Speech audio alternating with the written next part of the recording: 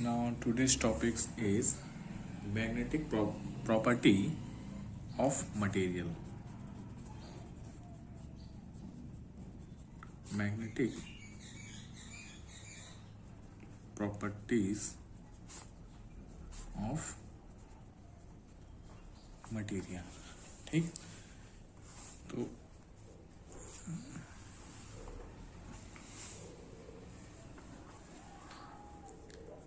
1846 में फैराडे ने बताया कि प्रैक्टिकली कि जितने भी सब्सटेंस हैं, है ना, फैराडे से जितने भी सब्सटेंस हैं उनमें मैग्नेट के कारण कुछ ना कुछ इफेक्ट होता है। कुछ सब्सटेंस अट्रैक्ट होती हैं, कुछ रिपल्स होती हैं, ऐसे करके। तो उसके अकॉर्डिंग, है ना, इस बेस के और इस बिहेवियर के अकॉर्डिंग फैराडे ने सब्सटेंस, मैग्नेटिक सब्सटेंस को 3 क्लास में डिवाइड किया, है ना, 3 क्लासेस में डिवाइड किया। जिसमें पहला है डाई मैग्नेटिक मटेरियल,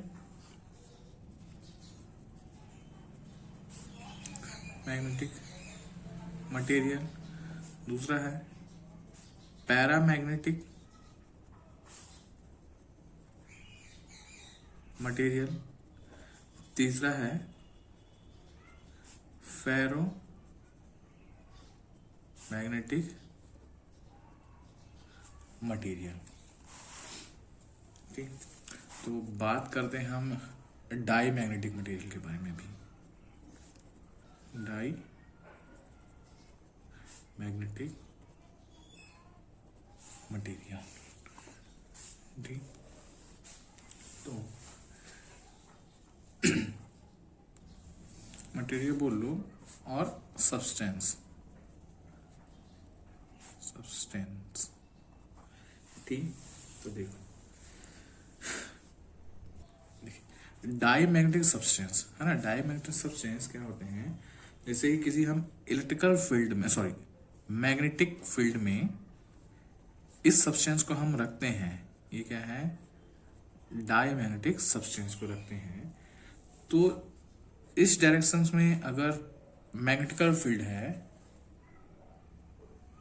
ना, इस डायरेक्शन में अगर मैग्नेटिकल फील्ड है तो ये जो सब्सटेंस है इसके जस्ट अपोजिट डायरेक्शंस में क्या होते हैं, मैग्नेटाइज हो जाते हैं।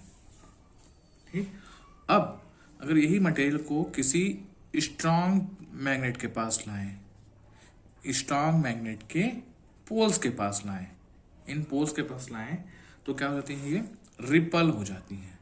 ये क्या हो जाती है, रिपल हो जाती है। ठीक,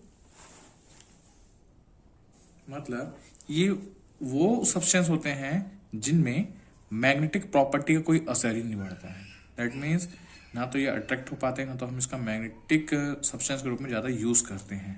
ठीक है, जैसे एग्जांपल है बिस्मिथ, फास्फोरस, एंटीमनी, है, तो और गोल्ड की बात करते हैं, सिल्वर, है ना, तो ये सब जो है डाई मैग्नेटिक सब्सटेंस के हैं। ठीक, अब बात करते हैं किसकी, पैरामैग्नेटिक सब्सटेंस की। पैरामैग्नेटिक सब्सटेंस, मैग्नेटिक सब्सटेंस क्या होते हैं, देखो ये वे सब्सटेंस होते हैं इफ केस अगर इन्हें किसी मैग्नेटिकल फील्ड में रख दें।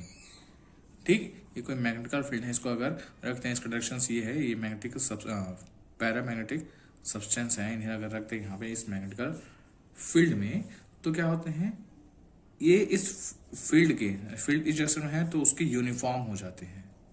ठीक, उनके यूनिफॉर्म होके और बहुत ही कम मैग्नेटाइज हो जाते हैं। ये क्या होते हैं, मैग्नेटाइज हो जाते हैं, मतलब इसमें मैग्नेटिक प्रॉपर्टी आ जाती है। क्या हो जाती है, मैग्नेटिक प्रॉपर्टी आ जाती है, लेकिन वो बहुत ही कम रहता है, ना के बराबर, एकदम कम। इफ केस अगर इस मैग्नेटिक सब्सटेंस को है ना, इस मैग्नेटिक सब्सटेंस को इस मैग्नेट के पोल्स के पास लाएं, है? और ये मैग्नेट कैसा होना चाहिए, स्ट्रांग होना चाहिए। इसमें मतलब अट्रैक्शन की जो प्रॉपर्टी होती है वो कैसा होना चाहिए, स्ट्रांग होना चाहिए, है ना, स्ट्रांग मैग्नेट होना चाहिए। अगर इस मैग्नेटिक सब्सटेंस को, पैरामैग्नेटिक सब्सटेंस को इसके आसपास लाएं तो क्या होती हैं, रैपिडली अट्रैक्ट हो जाती हैं, रैपिडली अट्रैक्ट हो जाती है। That mean the substance which when placed in a magnetical field are मतलब weakly or favorably magnetized in the directions of magnetising field, है ना। तो इस टाइप के मटेरियल क्या बोलते हैं अपन, पैरामैग्नेटिक सब्सटेंस। बात करते हैं थर्ड किसकी,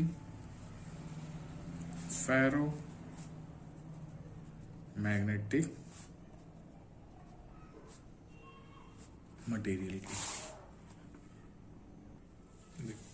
फेरोमैग्नेटिज्म में क्या होता है, अगर इन मटेरियल को, अगर फेरोमैग्नेटिक मटेरियल को, है ना, यदि किसी मटेरियल को हम मैग्नेटिकल फील्ड में रखते हैं, ठीक, ये मैग्नेटिकल फील्ड में इस मटेरियल को मैं रखा, तो क्या होता है, जिस डायरेक्शन में मैग्नेटिकल फील्ड है वो उस डायरेक्शन में हो जाए, यूनिफॉर्म हो जाते हैं और स्ट्रांगली मैग्नेटाइज हो जाते हैं। क्या हो जाते हैं, स्ट्रांगली मैग्नेटाइज हो जाते हैं, ठीक।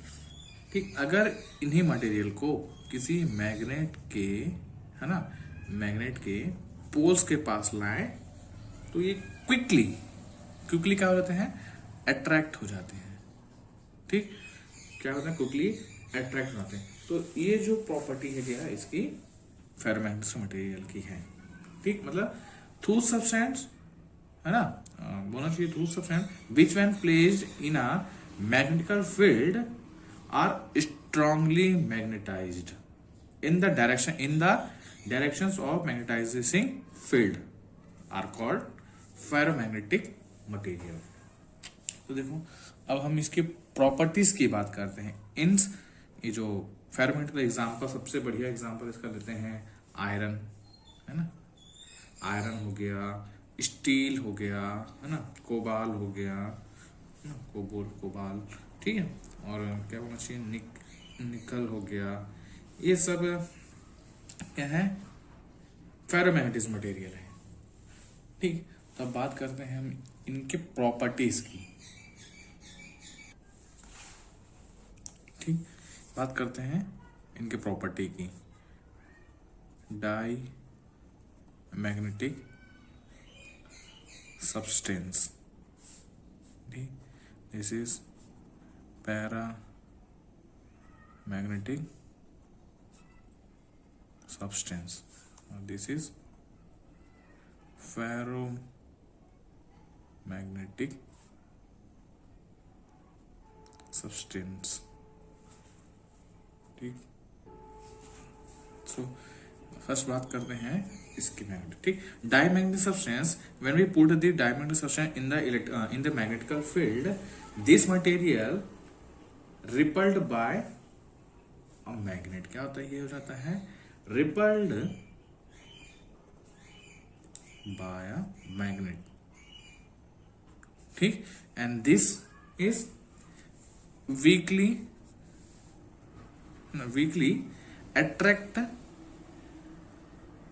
attracted by a magnet, ठीक। अगर हम इसको मैग्नेटिकल फील्ड में रखते हैं तो ये तो रिपल हो जाता है और ये एकदम वीक अट्रैक्ट होता है, और ये क्या होता है, strongly attracted by a magnet. अब किसी डायमैग्नेटिक मटेरियल को, है ना, दिस इज एनी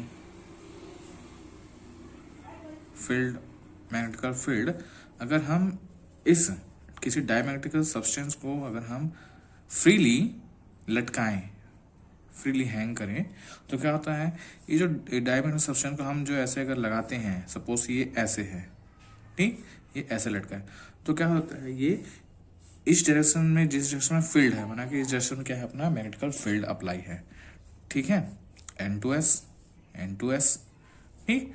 तो ये क्या होते हैं, सब्सटेंस क्या होते हैं, इस फील्ड के पैरेलल हो जाते हैं। ये जो सब्सटेंस हैं क्या होते हैं, फील्ड के पैरेलल हो जाते हैं, ठीक। अगर मैं वही बात करूं किसकी, पैरामैग्नेटिक मटेरियल की, तो पैरामैग्नेटिक मटेरियल में क्या होता है, अगर हम इसको स्ट्रांगली मैग्नेटिकल फील्ड में रखें, अगर स्ट्रांगली मैग्नेटिक फील्ड में रखें, तो ये सब्सटेंस क्या होते हैं, इस फील्ड के यूनिफॉर्म हो जाते हैं, है, ये क्या होते हैं, सॉरी परपेंडिकुलर होते हैं, ये परपेंडिकुलर होते हैं और ये पैरेलल हो जाते हैं, सॉरी, है ना, ये परपेंडिकुलर हो जाते हैं और ये इसके पैरेलल होता है, दैट मीन्स यूनिफॉर्म हो जाते हैं। जिस जिस डायरेक्शन में मैग्नेटिकल फील्ड रखता है उसी डायरेक्शन में यूनिफॉर्म हो जाते हैं। सिमिलरली फेरोमैग्नेटिक मटेरियल भी क्या हो जाता है, फील्ड के यूनिफॉर्म हो जाता है, जिस डायरेक्शन में अपना फील्ड लग रहा है, इसको फील्ड का उस डायरेक्शन में क्या आते हैं, ये हो जाते हैं। और इसके जस्ट इस साइड, है ना, इस पोल में एस और एस इंड्यूस हो जाते हैं और यहाँ पे एन, इसमें भी एस और ये एन, ठीक, ऐसे। इफ केस अगर इन सब्सटेंस को, डायमैग्नेटिक सब्सटेंस को मैं नॉन यूनिफॉर्म मैग्नेटिक फील्ड में इनसाइड में रखता हूं, तो क्या होते हैं, ये जो नॉन यूनिफॉर्म सब्सटेंस, ये जो डायमैग्नेटिक सब्सटेंस है, in non uniform magnetical field में स्ट्रॉन्ग फील्ड से, है ना, स्ट्रॉन्ग फील्ड से लो फील्ड, मतलब बोलना चाहिए कि हाई इंटेंसिटी फील्ड से लो इंटेंसिटी फील्ड की ओर जाते हैं या रिपल होते हैं, ठीक। अगर मैं इसी नॉन यूनिफॉर्म, है ना, नॉन यूनिफॉर्म मैग्नेटिकल फील्ड में पैरामैग्नेटिकल सब्सटेंस को पुट करता हूं, तब ये क्या होते हैं, लो इंटेंसिटी वाली एरिया से हाई इंटेंसिटी या स्ट्रॉन्ग फील्ड की ओर अट्रैक्ट होने लगते हैं, ठीक। सिमिलरली पैरामैग्नेटिक सब्सटेंस में भी वही होता है, अगर इसको मैं नॉन यूनिफॉर्म मैग्नेटिकल फील्ड में रखूं तो ये लो इंटेंसिटी वाले फील्ड से हाई इंटेंसिटी वाले फील्ड की ओर अट्रैक्ट होते हैं, ठीक है। ये स्ट्रॉन्ग से लो में इसलिए जाते हैं क्योंकि ये मैग्नेट से क्या होते हैं, रिपल होते हैं, और ये अट्रैक्ट होते करके, ये दोनों अट्रैक्ट होते हैं करके ये क्या होता है, लो से हाई की ओर आते हैं। देखिए इसका एग्जांपल, ये कोई मैग्नेटिक मटेरियल, मैग्नेट है एस और एन, ठीक। अभी कांच के एक बाउल में, है, दिस इज कांच का एक बाउल है और उसमें हम रखे हैं कुछ लिक्विड फॉर्म में डायमैग्नेटिक सब्सटेंस, ठीक। अब इस केस में माना कि जो इसकी जो इंटेंसिटी, मैग्नेटिक फील्ड की इंटेंसिटी है, इस बीच में ज्यादा है, ठीक है, इस बीच में जाता है। तो इस बीच में ज्यादा होने के कारण क्या होता है, ये जो मटेरियल है लिक्विड फॉर्म में, यहाँ अधिक है मैग्नेटिकल फील्ड, तो क्या होता है, यहाँ से रिपल होंगे, रिपल होने के कारण कैसे करते हैं, ये थोड़ा ऐसे हो जाते हैं, देखो ऐसे, है ना, ये ऐसे, मतलब यहाँ पे इस यहाँ क्या बोलते हैं, माना कि कम है मैग्नेटिक फील्ड का असर और इस बीच में जाता है, ये बहुत ही पास है करके, ठीक। तो क्या होता है, ये जो मटेरियल है थोड़े उभर जाते हैं, यहाँ चले जाते हैं, मतलब रिपल हो रहे हैं करके वो इधर चले जाते हैं, ठीक। अगर इस केस यहाँ इंटेंसिटी कम है ना, ये जो पोल है अपना एन और एस पोल में मैग्नेटिक इंटेंसिटी ज्यादा है, तब क्या होंगे, ये जो डायमैग्नेटिक सब्सटेंस है लिक्विड फॉर्म में, वो क्या होते हैं, ऐसे उभर जाते हैं, ऊपर की ओर उभर जाते हैं ऐसे, तो क्या होता है, ये ऐसे उभर जाते हैं, ठीक। यहाँ कम है करके यहाँ पे स्टोर हो जाते हैं ऐसे, और यहाँ पे ज्यादा है फील्ड, तो क्या होते हैं, इससे रिपल होके ये ऐसे हो जाते हैं, ठीक। जस्ट इसके अपोजिट क्या होता है, अगर बात करें यहाँ इन केस में, किसमें, पैरामैग्नेटिक सब्सटेंस और फेरोमैग्नेटिक सब्सटेंस में, है ना, पैरामैग्नेटिक सब्सटेंस और फेरोमैग्नेटिक सब्सटेंस में, ये एन पोल एस पोल, ये एक बाउल है कांच की, है ना, इस कांच की बाउल में रखा है पैरामैग्नेटिक सब्सटेंस रखा है और इस कांच के बाउल में रखा है फेरोमैग्नेटिक सब्सटेंस। तो अगर इफ केस यहाँ इंटेंसिटी ज्यादा है, मैग्नेटिकल फील्ड की इंटेंसिटी ज्यादा है, तो ये क्या होते हैं, अट्रैक्ट हो जाते हैं ऐसे करके। तो जितने भी लिक्विड है एक जगह हो जाती है अट्रैक्ट। ठीक, अगर फील्ड वहीं पे अगर पोल में जाता है ना, इन दो पोल में जाता है ना, इन दो पोल में जाता है, तो ये जो फील्ड है, ये जो लिक्विड फॉर्म में है पैरामैग्नेटिक सब्सटेंस, ठीक, ये भी क्या होते हैं एक जगह ऐसे और कम और कम। ठीक, अगर फील्ड उसके फॉर्म में है तो क्या होते हैं, यहाँ इन पोल्स में ज़्यादा है मैग्नेटिकल फील्ड, तो वो कुछ ऐसे हो जाते हैं, इस फॉर्म में आ जाते हैं ऐसे, यहाँ ज़्यादा हो जाते हैं, यहाँ कम, यहाँ ज़्यादा। सिमिलरली क्या होता है, इसमें भी सेम प्रोसेस होता है। इसी के एग्जाम्पल और इसका देखते हैं। अगर यू शेप की कोई ऐसे यू शेप में लिक्विड भरा पड़ा है ना, ये लिक्विड ऐसे ऐसे इसमें भरा पड़ा है, this liquid is a diamagnetic substance liquid, और ये है इसमें, है ना, मैं ये दोनों केस में काम आता है, फेरोमैग्नेटिक मटेरियल में भी और पैरामैग्नेटिक मटेरियल, इनमें भी क्या बना है, लिक्विड भरा हुआ है। कौन कौन से लिक्विड, एक इसके लिए भरा है पैरामैग्नेटिक सब्सटेंस के लिक्विड, ठीक, और इसमें क्या भरा है, फेरोमैग्नेटिक सब्सटेंस लिक्विड। अगर इसके एक साइड, है ना, हम मैग्नेटिकल पोल एस और एन मैग्नेटिकल फील्ड लाएं, तो क्या होती है, ये जो लाइन, ये जो लिक्विड्स हैं यहाँ से रिपल हो जाती हैं, रिपल होके क्या करती हैं, ये पोल से रिपल होके ये थोड़ी सी इधर की ओर उठ जाती हैं, इधर की ओर उठ जाती हैं। ठीक, इसी केस में अगर हम यहाँ पे एन और एस मैग्नेटिकल फील्ड लगाते हैं, तो ये जो है नली ट्यूब, ठीक, तो ये जो सब्सटेंस है क्या हो जाते हैं, अट्रैक्ट हो जाते हैं। अट्रैक्ट होने के कारण ये सब्सटेंस थोड़ा ऊपर की ओर आ जाते हैं ऐसे, और यहाँ थोड़ी कमी आ जाती है इसमें। This is another example of substance this like. For, है ना, for diamagnetic substance the intensity of magnetizations, क्या, the intensity of magnetization I is क्या बोलना चाहिए, ये थोड़ी स्मॉल नेगेटिव होती है, बिकॉज दिस इज ये रिपल हो जाती है मैग्नेटिक फील्ड कारण, तो ये क्या होती है, स्मॉल नेगेटिव होती है वैल्यू इसकी, स्मॉल नेगेटिव वैल्यू। ठीक, एंड पैरामैग्नेटिक सब्सटेंस की बात करूं, ठीक, the intensity of magnetization is small positive. क्या होती है, इसकी जो इंटेंसिटी तो स्मॉल पॉजिटिव होता है। अब मैं इसकी बात करूं तो इसकी जो इंटेंसिटी होती है वो क्या होती है, the intensity of magnetisation I is strong बोल सकते हैं या लार्ज बोल सकते हैं, लार्ज पॉजिटिव वैल्यू। ठीक है ना। अब मैग्नेटिक ससेप्टिबिलिटी की बात करते हैं। ठीक,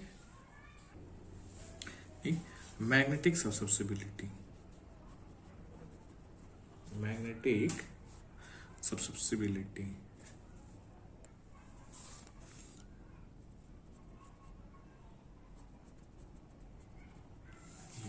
इसकी जो मैग्नेटिक ससेप्टिबिलिटी होती है वो क्या होती है, स्मॉल होती है। ठीक, बहुत ही कम होता है, दैट मीन्स की जो बहुत कम और निगेटिव होती है, और इसकी जो मैग्नेटिक ससेप्टिबिलिटी है वो पॉजिटिव होती है, लेकिन वो भी क्या होती है, बहुत कम होती है।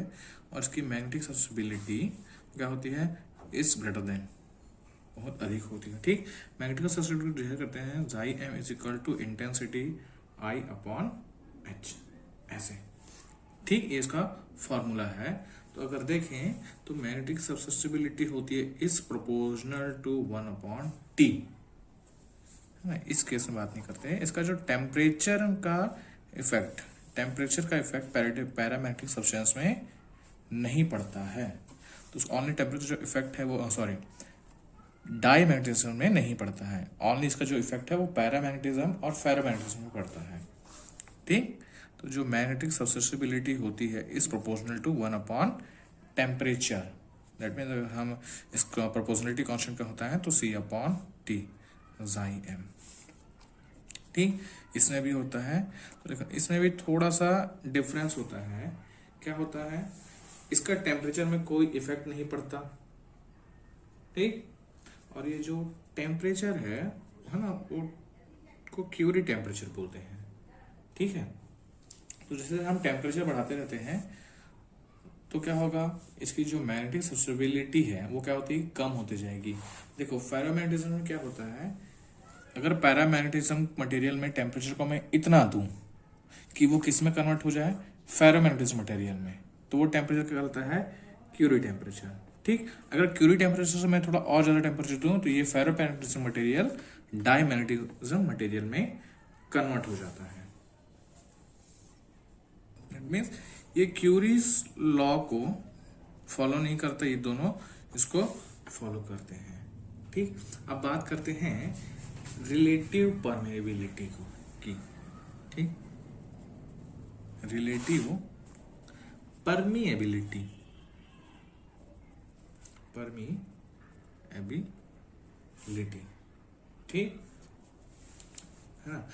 इसका जो फॉर्मूला होता है वो होता है mu R, R is relativity है ना, रिलेटिव। ठीक, म्यू अपॉन म्यू जीरो।